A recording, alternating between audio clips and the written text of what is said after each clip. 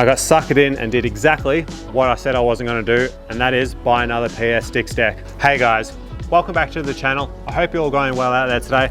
Me, just a little bit conflicted because I did exactly what I said I wasn't going to do and buy another PS Stix deck. I picked up a weekend deck because I bought another deck that was still in the mail. I've been waiting almost 2.5 weeks for it. Got a little bit frustrated, so I ended up just picking one up and buying the weekend. Apologize if the video quality is a bit iffy. The sun keeps coming in and out.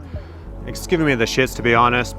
But before we get too far into it, make sure to hit that like button, subscribe if you're not already. Really helps out the channel and myself. In this video, I'm just going to run over the weekend deck that I picked up, the specs, how it's been skating the first week, and just a little bit of an overview of it. One of the reasons I picked this deck up was for the shape.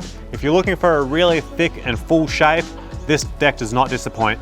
Like I mentioned, the shape is really full. It's like reminds me of the FA and the hockey decks, even the GX 1000 that I was just skating. But from those decks, this deck differs that little bit because of the kicks, especially the tail. I find the tail is quite mellow. You can't even really tell the fingers if they're flat. So the tail is really mellow on this. But as I mentioned, the shape is really full like those three other decks. I'm riding an 8.25. The length of it is 32 inches and the wheelbase of 14.25. That is pretty much a stock standard size now these days for an 8.25 deck. Concave across the deck is quite flat. The nose is mediumly pitched, definitely not as steep as an FA or hockey. It's a very comfortable deck to have your feet in. You won't get like some decks that are really like got that massive concave across it. May hurt your feet. This deck won't do that. I started this deck on indies mainly because I threaded my funders, but I fixed that up with a classic little file trick. But like I mentioned, started this deck on indies. Actually now I'm on funders because I just wanted to see the difference between the two. As expected, the deck feels heavier and is heavier with the indies over the thunders. I've got both the thunders and the indies I have are both forged hollows, but the indies are that little bit heavier as well. The difference main also will be with the indies, your tail will hit earlier, so you get that quicker responsive pop. Consistency wise over like the last week or so, I really feel like probably the indies might have that consistency over it, being a shorter wheelbase. I'm a bit of a lazy skater in the way I skate. I'm a bit older, my legs are a bit weaker.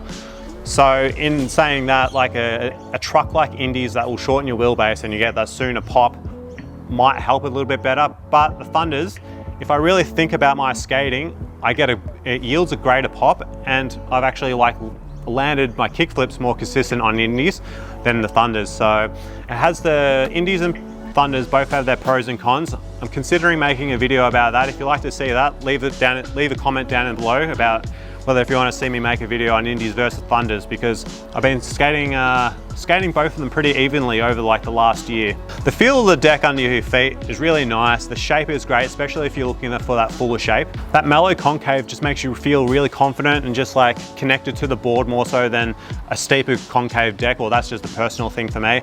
Down at Croydon, skated a little taco thing, learned about 5 new tricks in one session, so I was pretty stoked with that. So far the deck is pretty stiff. It's got good pop, but it'll be interesting to see after that 2-week mark if it's going to follow the same path as the GX 1000. Planning on filming some footage down at Croydon, getting some clips, but the last 2 days I've been there, there's been about 100 people, scooter kids everywhere, so I couldn't really take the time to and the patience to film.